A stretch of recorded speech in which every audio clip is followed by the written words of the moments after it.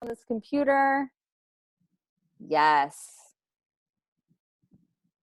All right, everybody. I want to welcome you to the Global Turn On Salon. It's Monday night. I just hit day 14 of quarantine, and I know some of my friends and people out there are also maybe even longer, also reaching the 14-day point. Some of you 21, some of you 30.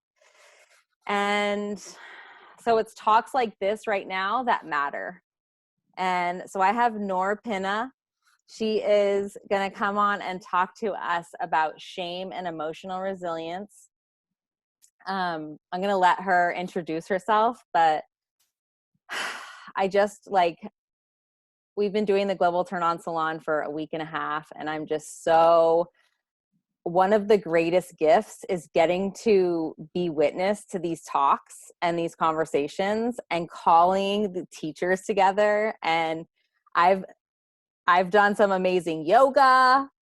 I've educated myself. I've done journeys. I did EFT this morning, and we have some amazing teachers and facilitators sharing stuff for you, our community, to really nourish yourself and take care of yourself, no matter how long you've been stuck in your house, or if homeschooling isn't going so well, or, no matter what you're up to, you can take a moment and be here and just settle back, settle in with us. So thank you for being here. Thank you, Noor, for being here. And I'm going to hand it over to you. Okay. Hi, everyone. I'm Noor, and I'm a licensed mental health counselor in the state of New York, and I do teletherapy. I'm also a transformation mindset coach, which basically means that I work with women on shame resilience, creating better boundaries, and self-care packages that are unique to them. I'm also a TEDx speaker, and you can look up my talk on shame resilience. So that's just a really quick bio about me. Before I start talking about shame resilience and emotional resilience, because those are some heavy hitter topics, I want to walk us through a meditation. So get comfortable in whatever position you want to be. You could sit cross-legged, or have your feet on the floor, whatever you want to do. You can keep your eyes closed if you want to. It's totally up to you. But we'll start with a cleansing breath, and then if you're comfortable, I'm going to ask you to put your hand over your heart and repeat some affirmations. Or if you want to put your hand on your cheek, you could do that. Or if you don't want to, you can just put your hands on your open hands on your lap. Okay? So I'm going to close my eyes as I do this. So we're going to breathe in through our nose, and we're going to expand our belly forward. And then exhale. And that stomach should be caving in. I want you to do that one more time. Kind of ground yourself in your body. Take a deep, long breath. Feel the stretch of your ribs and your stomach expanding and holding it for 2, 4. And then slowly letting the air out and your stomach sinking in. And now, if you're comfortable, I want you to put your hand over your heart and repeat the affirmations after me. And just do some long breaths while you're doing this. I am loved, and I am surrounded with love. I bring kindness into the world, and in return, that kindness goes around. I am strong. I'm a perfectly imperfect, beautiful human being. I am resilient at heart, and that allows me to guide others as well. And if you can imagine Mother Earth under your feet, or if you're sitting cross-legged, and reach deep down into Mother Earth and feel her energy, bringing it up through your feet, your toes, your shins, your calves, your knees, your thighs, and rooting it right into your sacral womb and connecting with that, and know that you are strong and grounded and you have roots that are deeply planted from your foremothers, your ancestors, and so on. And claim that energy and bring peace within your body. Feel it settle in as you inhale deeply and exhale softly. And I want you to imagine that light, that heart full of love surrounding you, your body, your living space, your community, the country, and the world. This pink glowing light.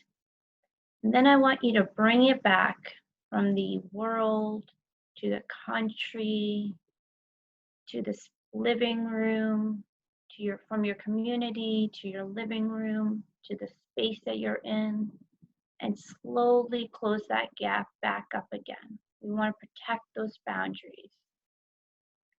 And just take one more cleansing breath.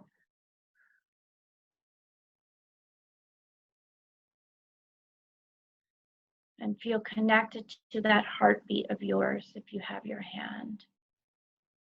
And when you're ready, slowly open your eyes and wiggle your fingers and your toes. And just, how does that feel, everyone? I hope it felt good and grounded. Okay, so I'm going to give you an outline of what I'm going to be talking about. So today we're going to talk about emotional and shame resilience. I'm going to explain to you what shame and guilt is, and then I'm going to tell you how to cope with that. And so we're going to talk about wise mind, we're going to talk about a compassionate letter to our younger self, building a community, creating better boundaries, thanking our emotions, practicing a gratitude mindset, and reframing. Okay? So let's talk about what guilt and shame is, because that really needs to be clarified, because oftentimes we confuse the two. And let's make guilt is a motivator. It causes us to want to change, to do something better, where shame wants to self-isolate and wants us to be in a prison by ourselves and not be connected to anyone, because it loves to thrive in silence. Okay, so guilt is about our actions and our behaviors, where shame defines it as we are flawed. I am, and then that label follows through, right? Guilt focuses on our behaviors and our values, because if we haven't done something that's not aligned with what we feel, we want to make a change. We want to do something to fix that. Whereas shame focuses on our unworthiness, on our being unloved, not being connected to anybody. So guilt is a natural, healthy response to a situation, where shame is not a healthy and an unnatural response, because you're isolating yourself from the ones that you are working with, or your family, your friends, whoever, because you feel this painful raw emotion, and you're like, oh, no one's going to understand me, and no one's going to want to be with me, and that feeling of abandonment and rejection and sadness is super, super strong. Whereas guilt, it's like, okay, I feel really bad, but I want to do something about it. Okay, and so that goes into my next my bullet point, where guilt says, hey, I feel guilty about this, but I can still respect myself. Like I can still have good boundaries, right? Whereas shame is like, mm-mm, you have no boundaries, you have no self respect, and we're not going to appreciate this about you because inherently you are flawed. I am a failure. I am a loser. Like any of those cognitive distortions about yourself, which prohibits you from engaging with the community that you want to build or the people that you want to engage with. It like, again, it isolates you. And that's the worst thing that you can do because shame does not want to speak up. So when you share your story with someone, you want to make sure that you're sharing it with someone that is caring, going to provide an empathetic response, who is going to be there and not provide you with what I would like to call it like a not so healthy response where they're going to turn the story into themselves, right? And they're like, oh, they're trying to connect, but what they end up doing is turning the conversation and bringing it to them and what they feel. A true, genuine connection and a relationship is you actively listening and letting the other person talk so that they feel heard and validated and feel that they're being empathized with. And so there's a difference between sympathy and empathy. Empathy is a huge connection. It is me saying, I understand you and I'm not going to leave you. Where sympathy says, oh my God, that's so terrible. But I would never do that.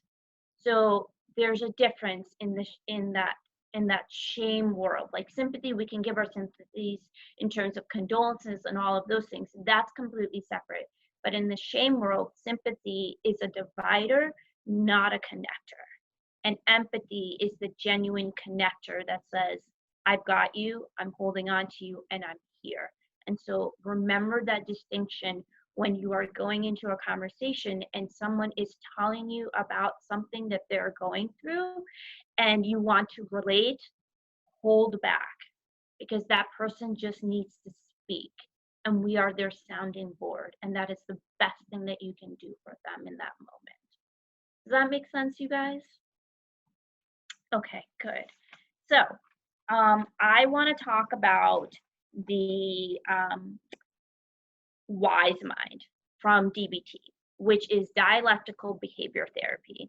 It's one of my treatment modules, and I love it because it's so great.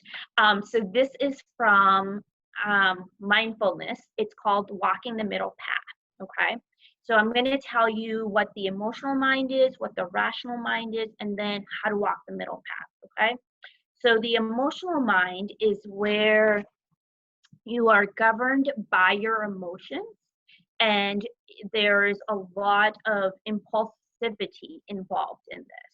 Like, you're not able to concentrate, you're not able to focus, you're overwhelmed by really strong emotions, you have a strong intuition and a gut feeling, and there's lots of empathy and connection at the same time, but you're coming from an emotional perspective. Like all your decisions are based off of how you feel, right?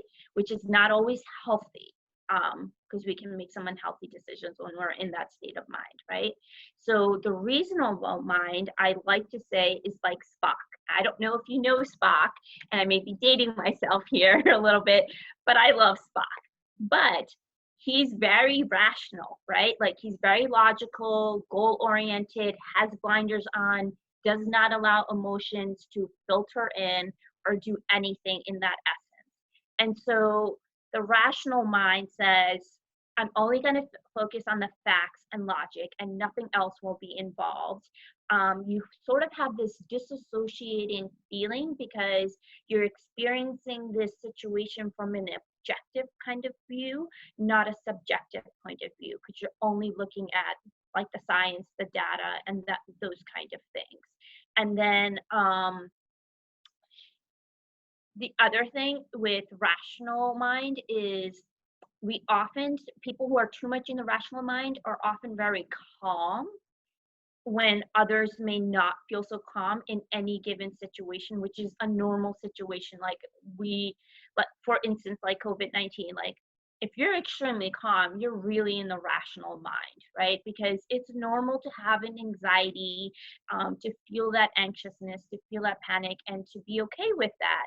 But if you're like, data, like, I don't have enough data, I can't process this, like, you're too much into the rational mind, and that's not healthy either, because you're not validating and appreciating the emotions that are telling us. Like, emotions are neither good or bad, they're neutral. They're just telling us what we are feeling in the moment, and they're guiding us to tell us what to do next, right? So you're able to do, like, when you're in the rational mind, you're able to do a pros and cons kind of view, and you look at cause and effect more than anything else. Like, and so in wise mind, we like to say, let's walk the gray area. And people don't really like the gray area because they either want it to be right or they want it to be wrong, black and white, right? And that's not really how the world works. It's so complex, it's so gray, and it's really uncomfortable sitting in the gray area. But guess what, guys? That's where the beauty lies. That's where the growth really grows, right? So walking the middle path says, I'm going to take a little bit of the emotional mind, I'm going to take a little bit of the rational mind, I'm going to combine them both and make a wise decision, because we have the wisdom within us to walk that road, right? And so it's about creating logic and feeling and combining them both. It's being grounded in how you feel in terms of making healthy decisions, feeling calm in the moment, like any of whatever grounded means to you, that's what grounded is. Okay. You're incorporating intuition as well, right? So you're just not, like with emotional mind, you just go off of how you feel, but here you're really cultivating the intuition, and you're crafting it and you're nudging it in the way it needs to go so that it can be more of a healthier form for you. And I always say that the first response is the physiological response. You'll always feel it in your body first, right? And so if you get in tune with that intuition and that gut feeling, it will help you in making more wise decisions, okay? And so we examine our automatic behavior patterns when we're in the wise mind. We're able to see, like, oh, I'm doing X, Y, and Z. I keep repeating that mistake. And instead of shaming yourself or even guilting yourself, you're able to recognize in a healthy way that says, oh, okay, what do I need to do to change this aspect of who I am or this behavior, right? Because inherently there's nothing wrong with you. We're not flawed in any way. It's just the way we perceive a situation. And that's CBT, which is cognitive behavioral therapy. So CBT says, like, oh, the way you perceive a situation is the way your emotions, behaviors, and thoughts are going to be impacted. So it's like this big triangle that keeps like rotating. And so with the wise mind, you have more clear and specific boundaries that are needed. So you know what your limitations are, you know what's good for you, you're able to say no without feeling guilty, you're not going into like people pleasing behaviors, you're not a doormat, like you know your inherent worthiness, you're not hustling for it, okay?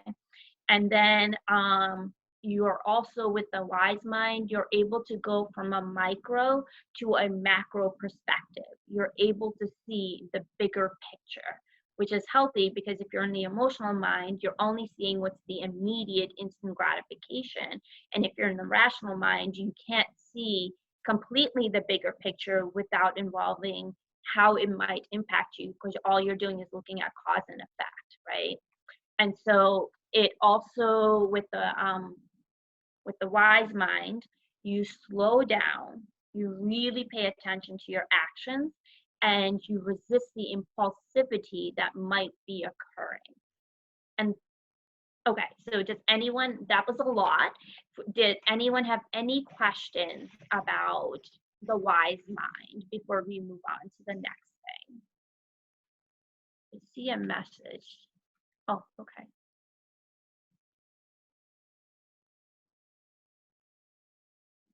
Can you say the structure of the wise mind again? Okay, yeah. So think of three circles. So, and they're overlapping. So this is, I always call this the emotional mind.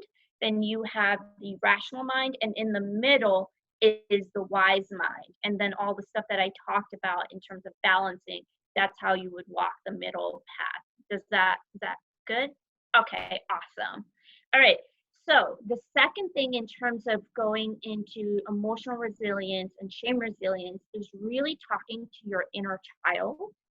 And it's really hard because if our inner child has been hurt, betrayed, abandoned, rejected, like any of those emotions, it's really hard to go back to her and say, I've got you.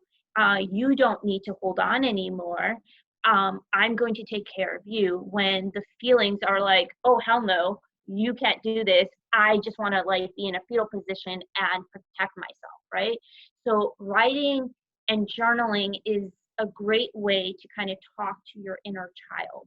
So there's lots of prompts out there on the internet, even on Pinterest, if you want to look up, like how to write a letter to your compassionate self, younger self. So things that I suggest to my clients are pick a time and start off slowly. Like pick a time that is not too difficult and not too hard, somewhere in the middle of a memory that you can handle. Because if you don't have the coping skills to like have to handle what might come out of the letter, you may go off like a little bit in terms of emotion, and not feel like grounded in yourself. So pick something small, do it with your coach, do it with somebody, read that letter, whoever you want to, that you trust, okay?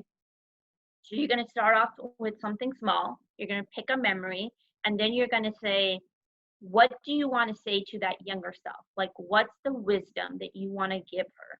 And you can write like little note cards and post them on your window, your mirror, whatever. Like every morning, you can say these affirmations that you write down in your journaling.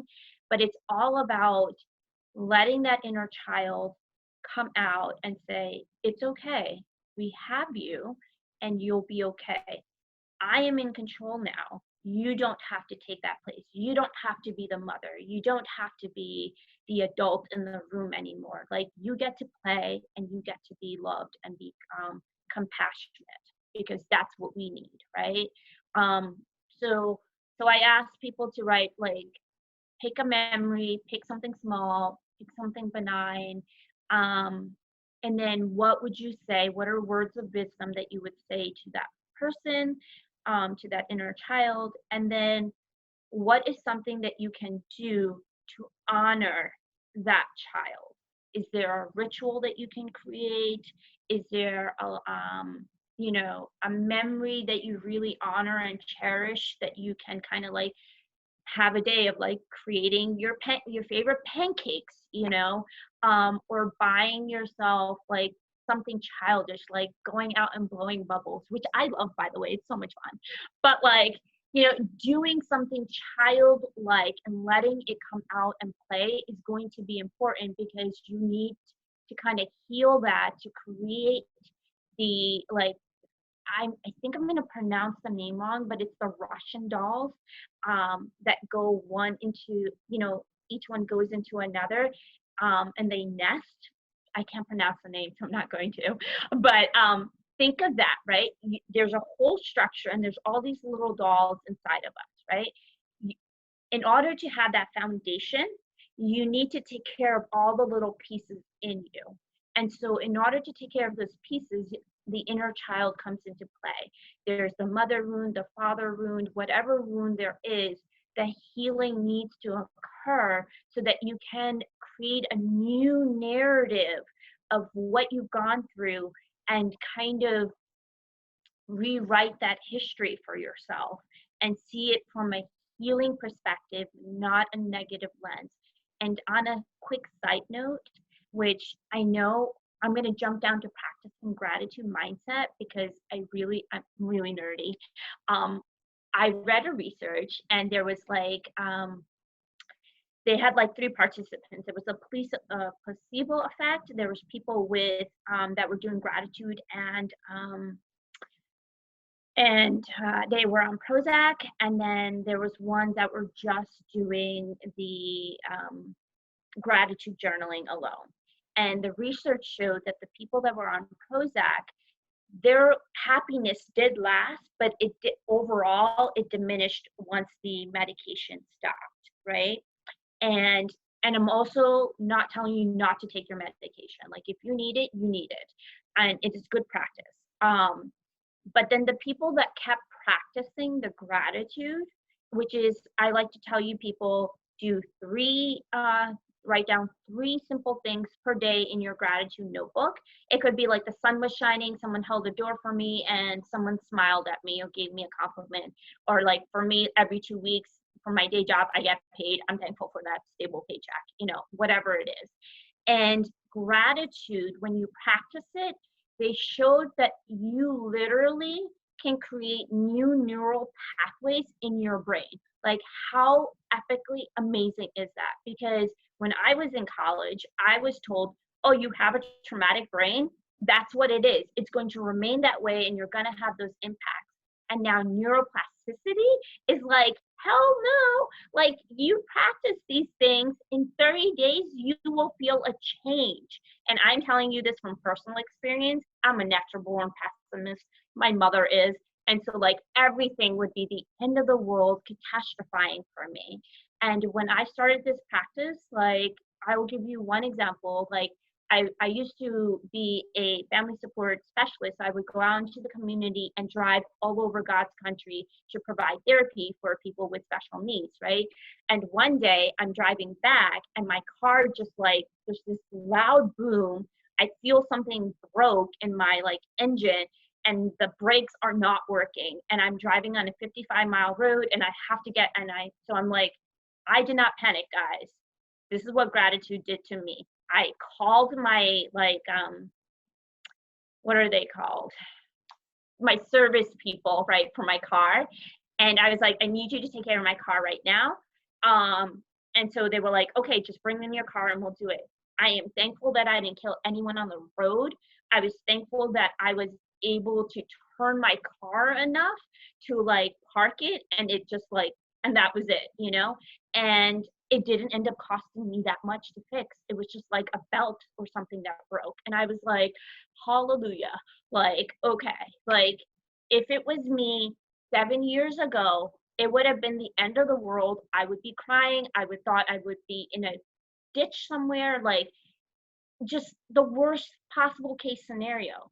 And so when you practice gratitude, it is attitude. Okay, and I know you guys have probably heard this phrase, but if you practice it, I promise you, it's not about putting on rosy tinted glasses, but it's really looking at the silver lining. So like in this time period, if you're stuck at home or you are like, you can't go out and you don't have much to do, and you're single, or even if you're with someone and you're having a hard time with them, what is something that you can be grateful for in that moment? And I love making my families do a gratitude jar. So they all get together at the end of the day and they write one thing that they're grateful for. And then at the end of the year, whether it's like, whether you're Muslim, it's Eid, if you're Jewish, like your holiday, or if you're Christian, you have Christmas, or if you don't even have any faith and you want to open it at the end of the year, like whatever works for you, you open it at the end of the year as a family or as by yourself, and you look at all the things that you've been grateful for each day. It fills your heart with so much joy, and it's such a vulnerability hangover. And I'm borrowing that from Brene Brown, because like when you're filled with so much emotions, you don't know what to do, and you're just like, oh, this is too much for me. It's a moment of appreciation. that I have all these things, that I am privileged to have these things while other people may not. And one of the things is in my day job, my clients don't have access to technology.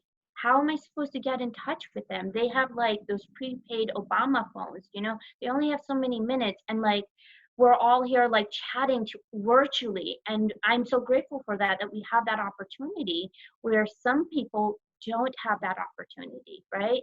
So practicing that gratitude mindset is so vital. And so I'm going to jump into my next topic. And since we're just flowing, we're just going to do this. I want you to think about thanking your emotions. Why is that so important?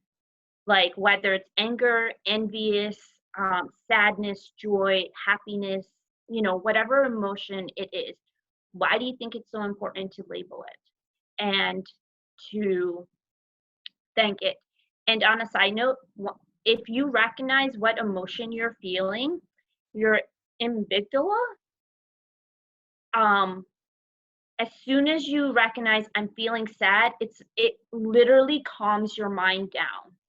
And then you're like, it goes, oh, this is what I need to do. Oh, but route A does not help me. Let me go to route B through Z and let me step onto that road. So that was just a side note in terms of labeling your emotions. But thanking your emotions is helpful because it brings out the gratitude. What have I learned from my sadness? What's an experience that I have learned? And so when you journal about, any of your emotions, you're thanking them because they have taught you something. And how amazing is that? Like, sadness teaches me that I can appreciate moments of light when there is darkness. I know that there will always be a light turned on if only I find my path to it, right? The light isn't going anywhere. It's just my perception of whether the light is 100 feet or 1 foot away from me. And so it's thinking about how you want to look at it and perceive the situation. So just think about, what are the lessons that you've learned? How has it been helpful? And how can you apply that from now on? Okay. And then we are going to go to reframing, which is my favorite topic. And it's from cognitive behavioral therapy. And it talks about taking your cognitive distortions, which I can talk about at another time, but basically, like, let's say you have a cognitive distortion of always. You tend to say, like, you're always late, you're never on time, I'm always a failure, I'm never going to accomplish this, whatever, like never, should, could have, always, like those kind of statements. If you apply this, so like, let's say you say, I am never going to get through this, and that's a distortion. Like, we may feel like that, right? Currently, like, this seems never ending, I'm never going to get through this. So how do you reframe that thought? Part of reframing is, again, the gratitude mindset. It's also looking at it in a more healthier response. So you're going to say, where's the evidence to prove that I won't get through this? Have I gone through something similar? No one has gone through COVID-19 before, but we've all gone through some kind of trauma, some hardship, some problem, some obstacle in our lives that we have felt like, oh my God, I don't think I can get through this. But at the end of the day, you have gotten through it and you've been better because of it, right? So the evidence indicates that you have been able to get through it. So when we say, I'm never going to be able to get through this, one way to say it, I'm really having a difficult time right now, but I know that I will be okay. That's a better way to reframe it than saying, I'm never, because never and always is an absolute statement. You're telling me 100% of the time you're never going to get through this. You've never been late, or you've never thrown out the garbage. Like, he's never done that, or she's never done that. No, there's been times. So using words like majority of the time, or some of the time, or, any of those kind of like in between words, fillers, are going to be helpful in the sense of saying, okay, This is what's going to be helpful. It's not using a blaming language when you do that, right? So yeah, majority of the time you don't take out the trash, but I am appreciative when you do, right? Sounds much better, right? So that's reframing. It's taking a negative thought, spinning it into a positive thought. And we're not talking about like positive, like, oh, everything is fine and we're going to gloss over it. It's just recognizing the truth, but also recognizing the distortion that you are playing into, and then reframing that distortion into your strength based approach. I have gone through this. I will get through this. It will be okay. Does that make sense? Yeah. Okay, great. I think we have some time. So I'll go into my, I've got two more, but building community, right? So shame resilience and emotional resilience really requires you to have a group of people surrounding you that are really, really supportive. So building a community and like, you know, I'm new to this community and I already feel so welcomed. Woo-hoo, and loved, and I can't wait to explore it. But the idea is finding your peeps, right? Who are your people? What is your calling?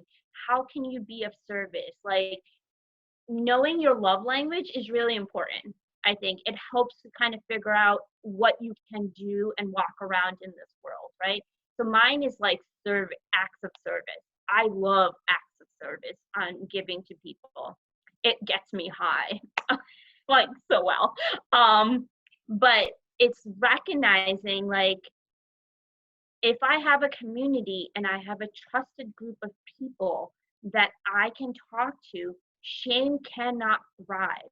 I'm going to be emotionally resilient because I have people that are supporting me, that are loving to me, that are encouraging me. They're there for me on my bad days and on my good days. They're not just around for the good times, they're there for all of it, right? And so finding that community is so important. Like, whether it's one person or a global network, it doesn't matter. You have find that person for yourself. And internally, like, you should be that person for yourself as well, right? But it's always nice to talk to people, like I talk to my plants a lot, and right now when I'm self-quarantined, they don't talk back. It's nice, but they don't do anything for me. I might be making them grow, who knows? But having a community is really important. And so, do we have enough time to do one more, or should we do Q&A? Yes, keep going. It's so good. Okay. Okay. All right. So I want to talk about boundaries. How do you define boundaries for yourself, right? So these are the list of questions that I ask people. What are your values? What are you willing to give up to get what you want? What do you not like? What are some dissatisfactions in your life currently? And what are things that are actually gratifying and satisfactory for you? Because you want to work based off of your values. If you value your time, then you need to know that's a boundary that I have, and I need to let people know that after 9 p.m. you cannot call me or text me unless it's an emergency because I need my beauty sleep. Okay? Or like, let's say I have a client that he works out at the gym for 2 hours every day, every damn day. And I'm like, really? But that's what he needs, and we have to work with him on creating a boundary so that people could respect his time. So he would have notifications like on his phone turned off, and he would just like not answer his cell phone, just, like he had to put that into place, and he had to tell people that he was putting it into place. Now, did everyone like lovingly receive that? Not really. And in that sense, you also, when you step into your boundaries, you really get to figure out who's in your life that's worth having and who's in your life that's not worth having. And that's a really hard decision because you have to reevaluate that particular relationship, right? If someone's not respecting your boundaries after you have done everything to explain to them, why are they hanging around? Like, what value are you getting out of them? Like, especially during this time, right? Like, I'd rather be in this relationship right now because I'd rather not be alone. Well, what's more important? Your safety, your self well-being, or the fact that you don't want to be alone, right? Where does the boundary come into place? Because what are you valuing? Not you can't keep someone around just because you feel alone. That internal work needs to come in, and that's where the boundary kicks in, right? Like, how can I be okay with myself in this silence, in this isolation, and still be loving and kind towards myself? And that's really important. So boundaries are, and this is a Brené Brown saying, and I love it, so I'm just going to quote it. The most compassionate people are the people that have the most boundaries. Now, that seems like an oxymoron, but it's not. Because when you know what you're capable of, what your limits are, what you should do, what you can't handle, what you dislike, like, etc. You go down that list, people then will respect that and not cross it because they know who you are. You're being authentic in your true empowerment. And you're saying to people like, oh, I really don't like when people talk about this topic, and you have your opinion, and I have the right to rightfully disagree to it. But I can allow you to talk about it, but I don't have to internalize it, right? And that's important. So it's about recognizing another boundary can be like time is usually one of them. It's like in relationships, like what kind of boundaries do you want? It has to be a give and take. It has to be an equal boundary. Like, what are you willing to give up to get what you want? And then in any type of relationship, I always ask this question: do you want to be loved or do you want to be right? Because if you want to be right, you're not really putting boundaries into place. You just want to be right, and it's not a healthy form of thing, right? Like, the need to be correct. Why is that occurring for you? What old story and message is popping up for you that says, no, I'm right and you're wrong?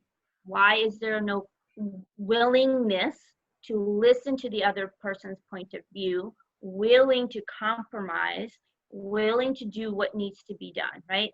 And most people will often be like, yeah, I want to be loved, but I also want to be right. And I get that, but two can't happen at the same time, right?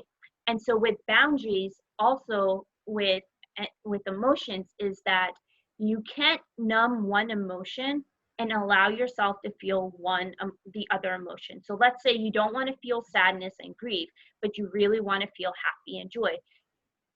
It's a yin and yang. They both have to exist at the same time. And I go back to, you have to thank your emotions because they're doing something for you. What are you learning from them?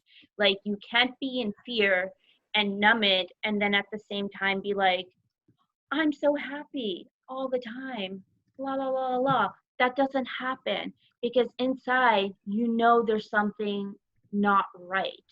And so listening to that intuition and listening to that voice and being compassionate and gentle is what's going to help you in that moment.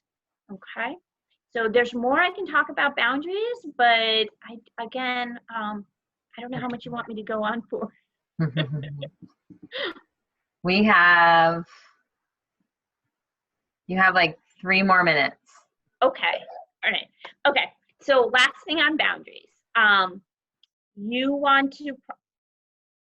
going to give you the example of a child in a grocery store who wants that bar of candy, and they specifically have it right at the checkout because they know that kids want candy, or you want to grab the candy, right?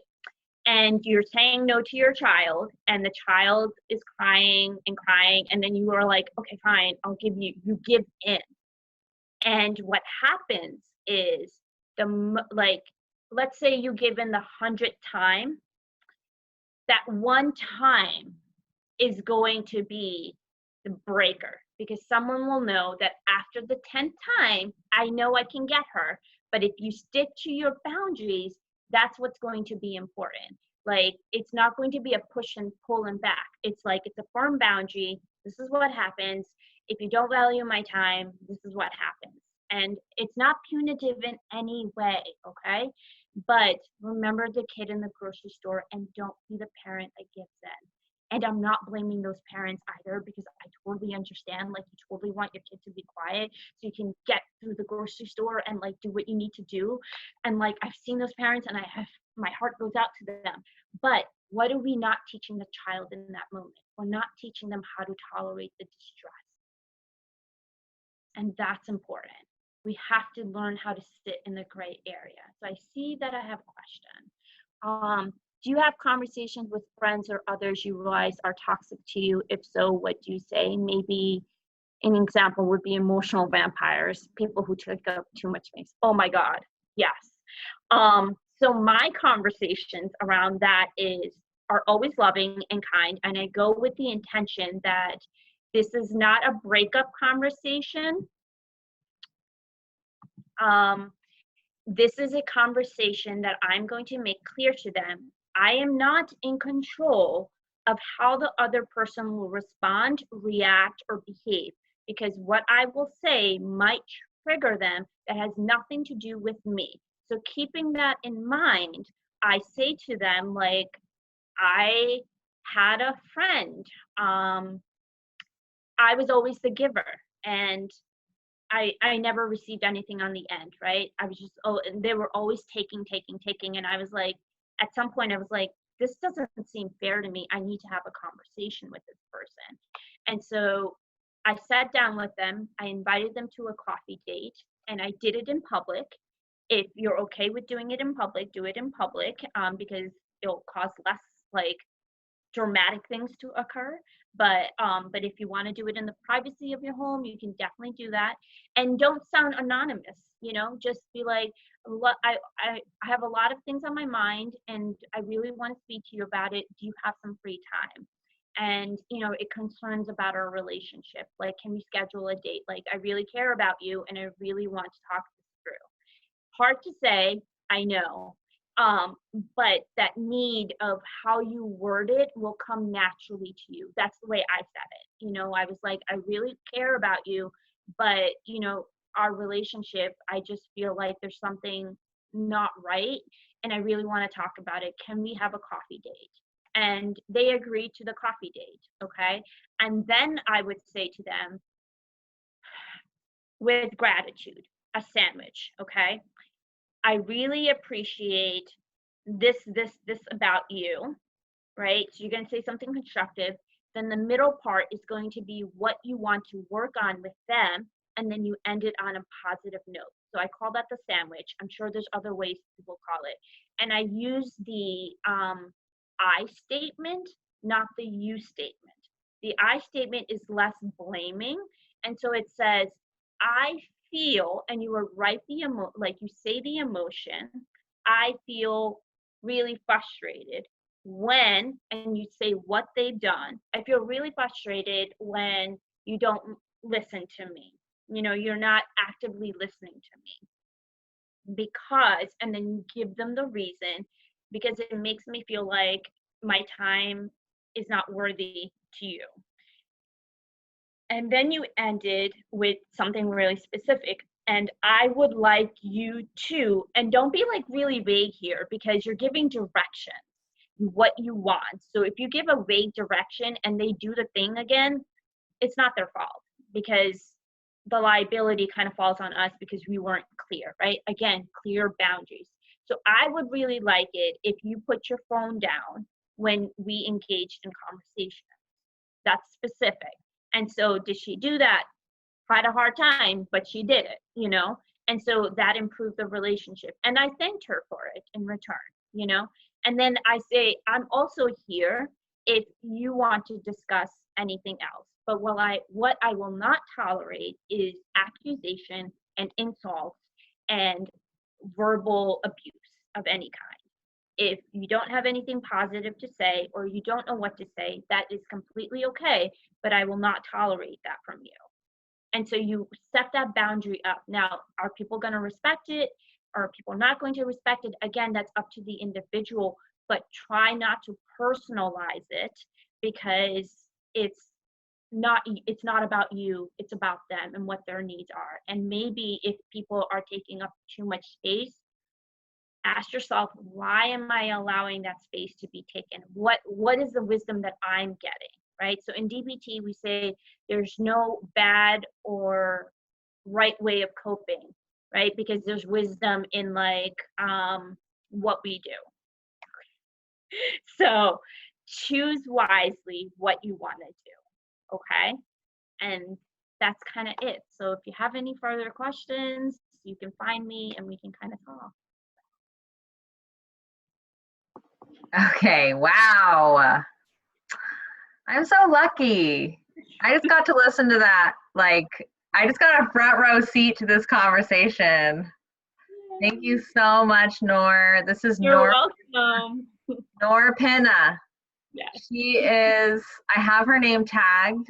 If you want to just make a friend request or tell her, because we did have at least 4 to 5 people the whole time watching this Okay. talk. Wow. Wonderful. I'm so glad. Yes. Yes, and I would love to have you on again. Of course. Maybe some follow-up stuff. Yeah, sure. Yeah, you are in, thank you, Janae. Good to see you. You are in the Global Turn On Salon. This is a series of events that are going on until, so far we have April 5th, but pretty much until we all get to leave our houses. I'm committing to doing it. And we are asking for donations of like really whatever. And they're going towards organizing this and also towards like giving back to our speakers who, you know, some of them are out of jobs and like they work in the community, and now this is the way to teach classes. So thank you in advance. And sorry, I'm reading Janae. I love you, Janae. Wanted to, you could PayPal me at Leah Rose Farber, or you can Venmo me also Leah Rose Farber. So thank you so much for being here, Noor. Thank And you. I just really appreciate your ability to really facilitate a powerful conversation like between guilt and shame, and like the tools around reframing. I mean, this was really good stuff. So if you're catching the end of this, make sure to go rewatch it. It's going to be in the Global Turn On Salon in our Facebook page. And with that, we are complete. So I'm going to stop the live Okay.